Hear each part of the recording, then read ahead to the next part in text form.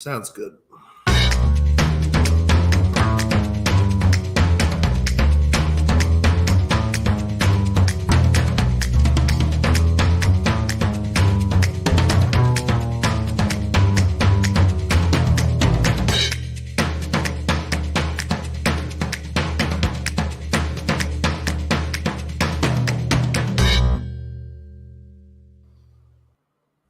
Welcome back, everybody, to Brown Bag Bets, powered by BetSports. We are your daily dose of quick hit handicapping and sports betting picks. I'm Alex Christensen, and as always we do on Tuesday, Andy's over on the BetSports Golf Channel talking about golf. Matt's being lazy somewhere, so we bring producer Dan on the other side of the camera. Dano, how's it going? Fantastic. We're not going to say Matt's lazy. Matt had a little mini vacay for Easter weekend where he did some traveling. He's traveling today, so he's not here. So I'm coming off the bench to fill in while Andy and Noonan are talking about the RBC Heritage, which has a better field than the Masters. So go figure. Well, I don't know the better field than the Masters, but it does. It is pretty good. It's a better field because it doesn't have the olds. It's your average golfer. It doesn't have like the amateurs other than Sam Bennett. And it doesn't have like some like it's a better field. Like it's all the guys. I mean, except for Rory who backed out because he's Rory and doesn't want to play. But like Rahm's there, Scheffler's there, Homa, Schauffele, Can't, like all those guys are there. So like it's going to be an interesting tournament. So head over there once we're done here, and then we will and then see what Andy and Noonan are betting. The DFS show tomorrow with Ron and those guys. And I mean, golf keeps going. Those guys are all exhausted, by the way. They've all been just talking about how like they've all been like Jordan Spieth is playing his 8th tournament in 10 weeks. And he's just like, yeah, I'm kind of tired right now. Like my buddy texted me. He's like, Spieth seems short this week. I was like, dude, I'm not betting this event. I'm not going to bet anyone who's not a long shot. No, it's a really funky event. And I guess that sort of segues into my question. What the heck did you watch last night? What was going on? There was no basketball. Maybe there was hockey. I guess you're watching baseball. I watched a little bit of the Braves game, but I missed the walk-off home run. So we tried to watch the Quinnipiac celebration. They did my fiance couldn't get off work in time for us to go down to Hamden to go to the arena for it. So we watched the live stream in which the audio didn't work for most of it. So we just kind of watched them talking without being able to hear what they were saying. So we watched that. We watched some Law & Order SVU. Watched an episode of Beef, which I know Andy was talking about yesterday. On Netflix. I watched the second episode of that. Very good show. And yeah, I mean, I watched a little bit of baseball, but not a ton. I don't really watch sports at night. Usually just me and my fiance hang out and watch TV. Like I'll watch stuff on my tablet or whatever, but regular season sports don't do a ton for me. Like tonight, maybe I'll watch the Hawks and maybe watch the Hawks game, but I don't know. Like I'm not super optimistic. We'll talk about the NBA in a little bit, but like I'm not super optimistic the Hawks are going to win, nor should I be. Like they're an underdog for a reason in that game, but like, so we'll see. Like I just tend to kind of watch sports during the day and on weekends.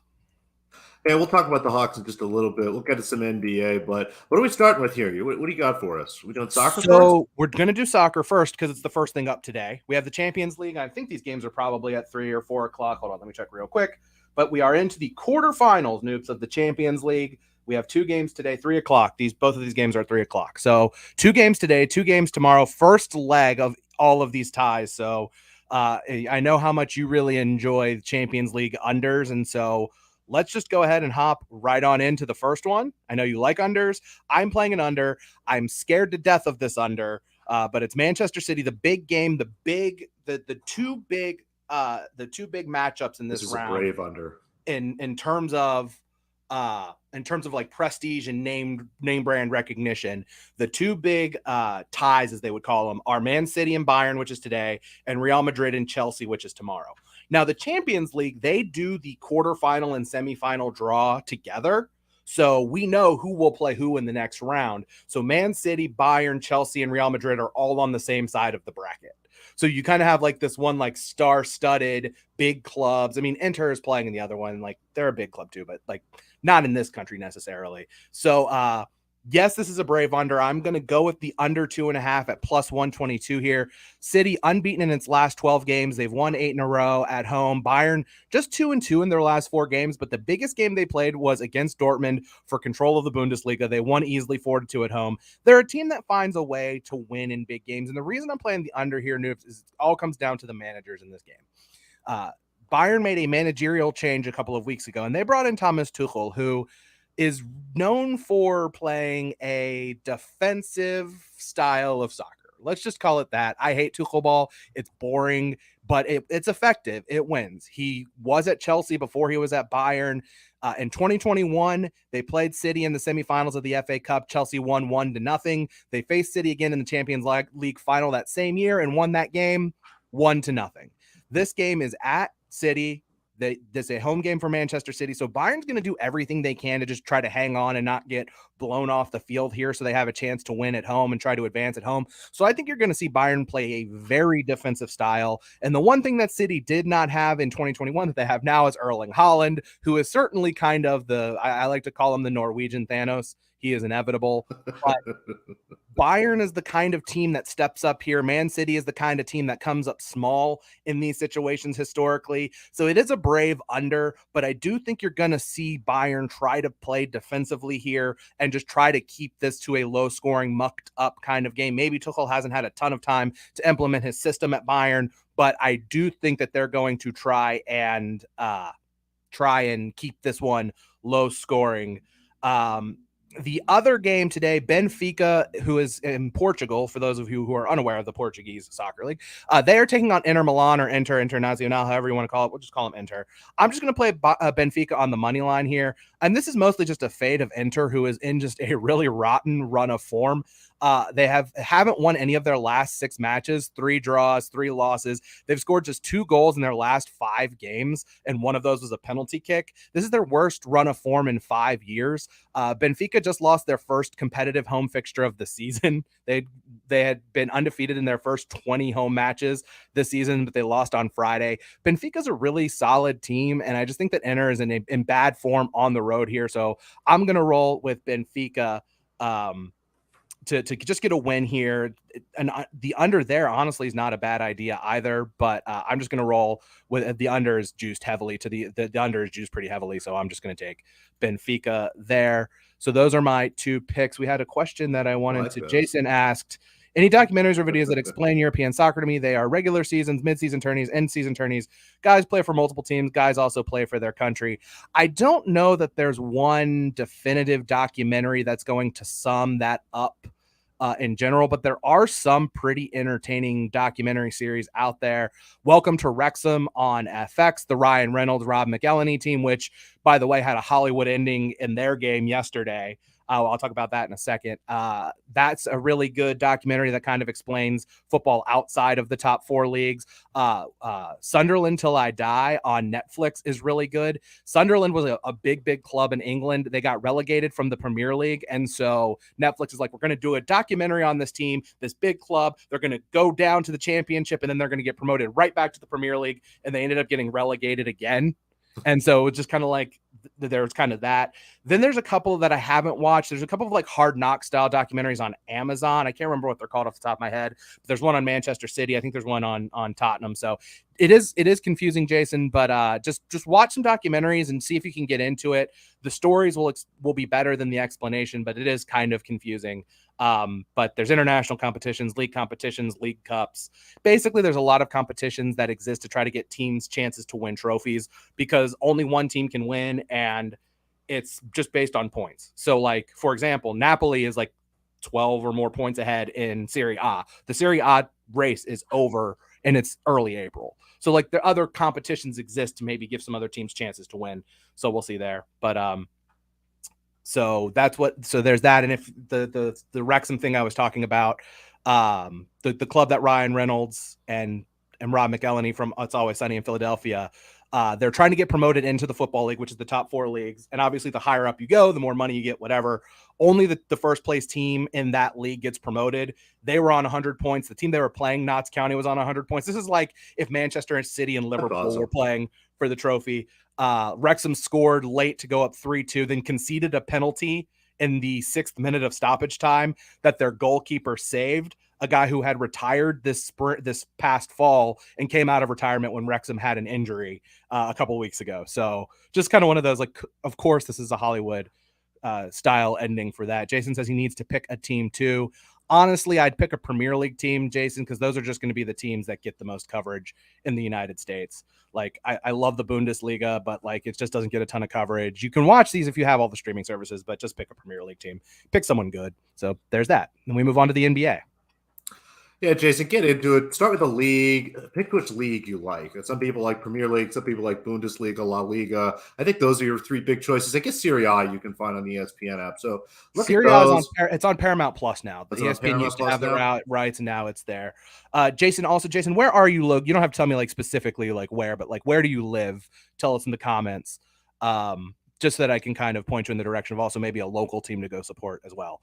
But as he does that, Noops, we are playoff. It's playoff time. How, like, just in general, like, how excited are you that you don't have to try to figure out any regular season bullshit anymore? It's incredible. I'm so excited for all these teams to have a day off in between games. That gives us some time to not only process what happened in the first game, but gives guys a chance to rest. We really won't see anybody missing too much time. And yeah, the play-in starts tonight. Like you said, your Hawks, 5-point underdogs against the Heat, the total of 228. This seems like a comfortable Heat win or a lot of points in a game in which, I mean, so your Hawks can win this game if Snyder is able to find a way to keep the pace up. Miami does not want to run. And if you guys can get this game being really quick, your depth will really overtake this. So I think you guys are a live underdog, but we'll see what the Heat can do. Historically, they've been great against the Hawks. Spoelstra seems to know what to do with Trae Young. So we'll see there. And then the Timberwolves again, Gobert's out, McDaniel's out, Naz Reid is out.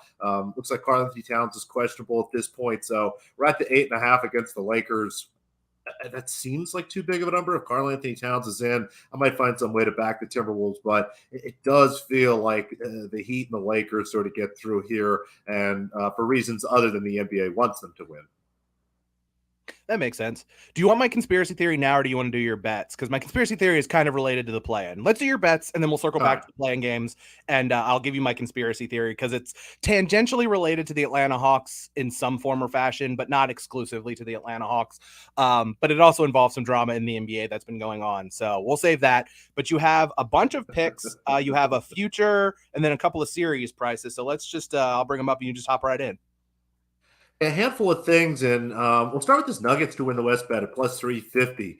I understand you having reservations about Jokic struggling in the playoffs. I would tell you to go back and look who he's actually playing with in a lot of the series. Concerns about the health of Michael Porter Jr. and Jamal Murray, who have been good for the last month, but historically can struggle. You put all that together, and I don't understand why the Nuggets aren't at least tied with the Suns to be favorites for the West here. You go back and look, the Suns are pretty solid favorites at plus 180, plus 190, kind of in that range. And I start to look at the situation here. I mean, the Suns, yes, they have a very easy, well, not very easy, which should be an easy first-round series against the Clippers.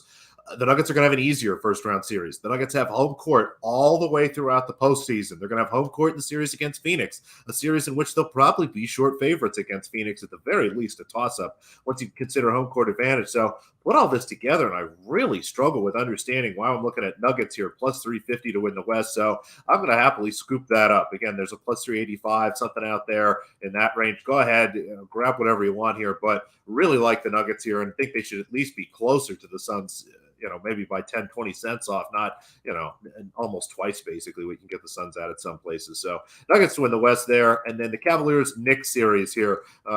As I start to look at this, I think we're getting a little value on Cleveland based on how the Knicks did against them during the season.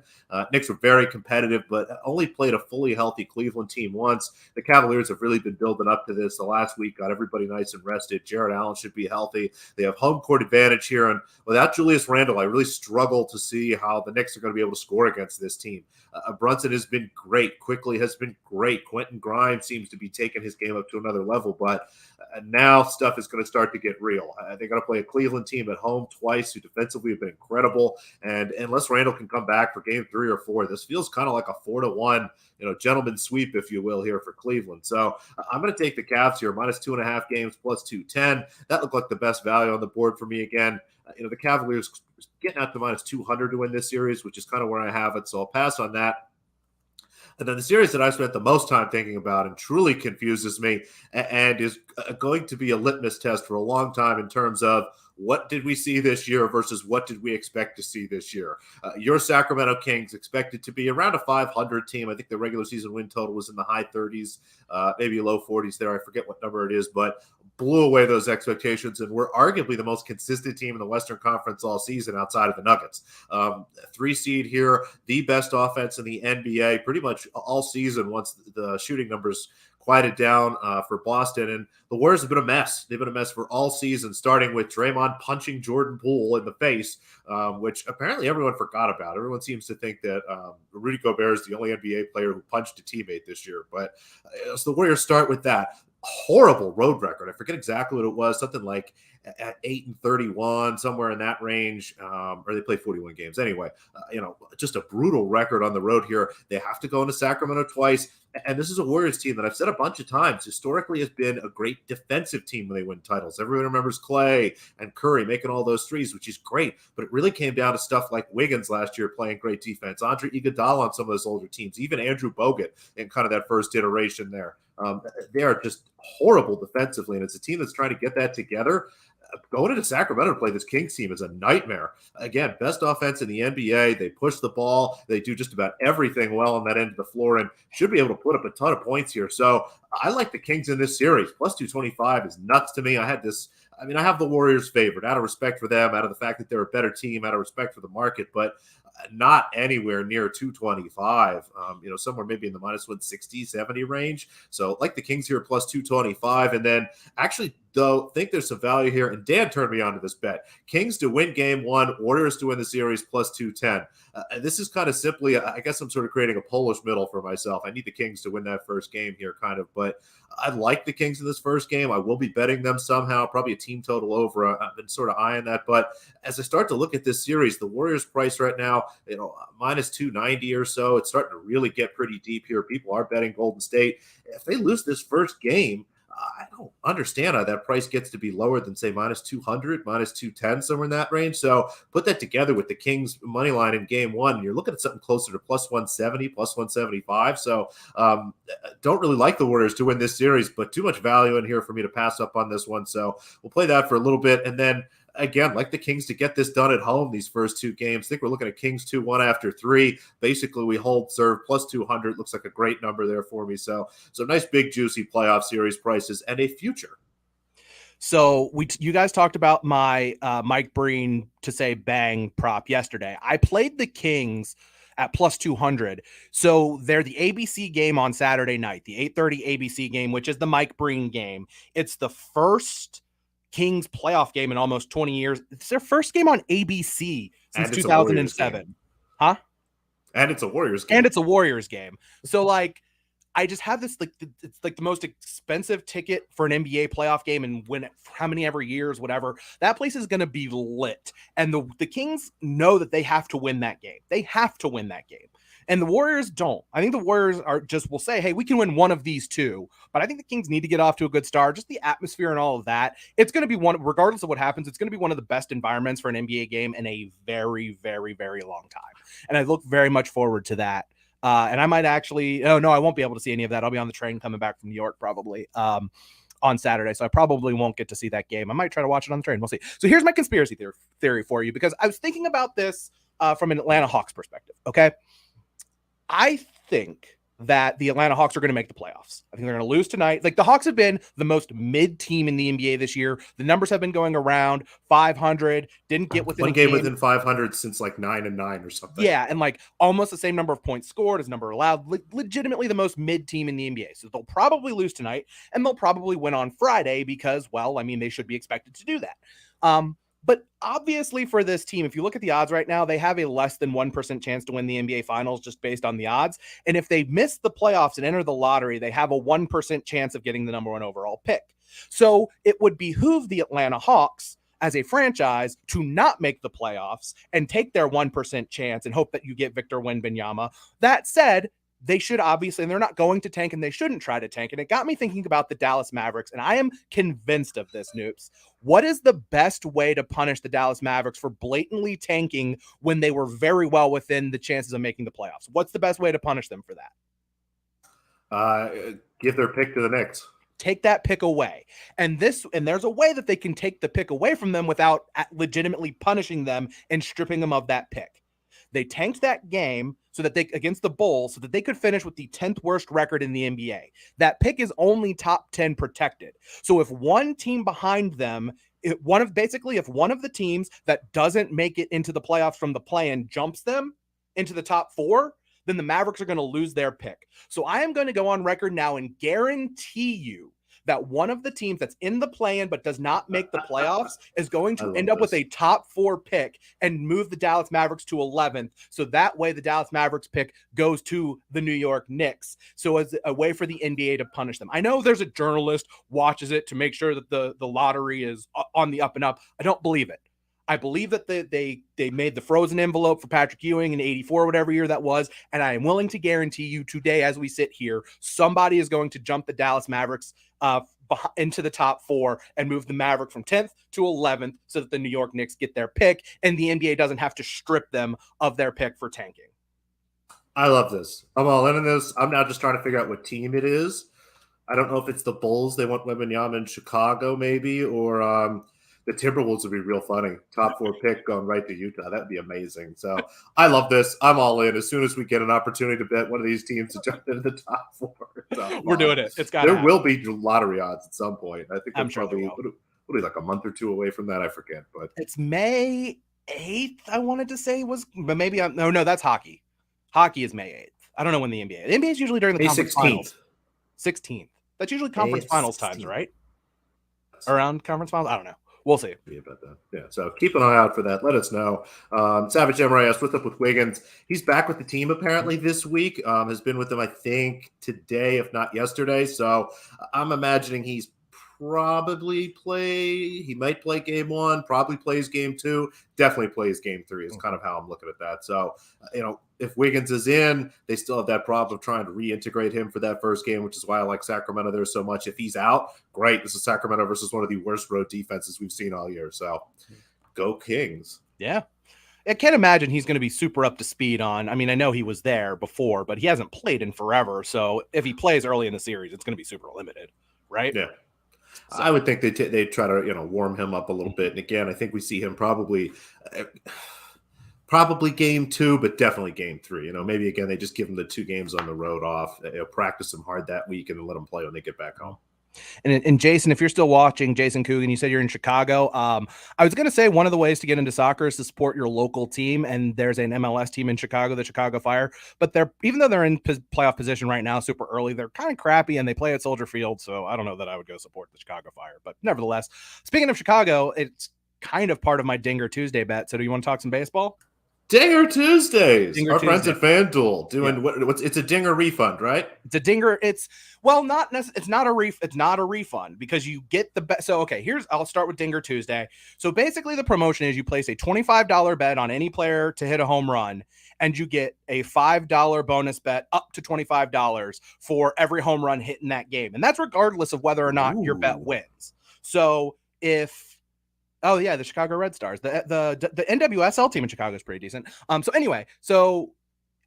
under the assumption that even if your bet wins, even if your guy hits a home run, you still get the bonus bets. So my strategy for Dinger Tuesday, this is something I started betting last week. My strategy is this, okay? It's look for games with high totals, favorable park factors, batters who hit early in the lineup so that they'll get more at bats, and opposing pitchers who might not be very good.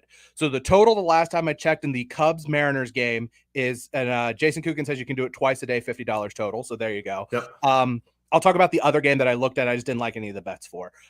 So the total the last time I looked in the Cubs game was 10. The weather's going to be around 70 degrees with the wind blowing out at Wrigley. So not a bad night at all in Chicago. Beautiful night.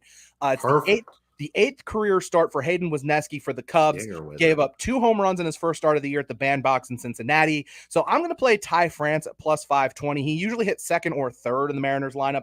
He's not a big power hitter. He hit just 20 home runs last year, but he does lead their regular starters right now in slugging percentage, and he has 6 doubles this year. So hopefully he can elevate the ball and get some friendly wind and hit one out for us there. The other game that you would probably expect there to be a lot of home runs in as at Coors Field tonight between the Cardinals and the Rockies. But the problem is the Rockies kind of stink.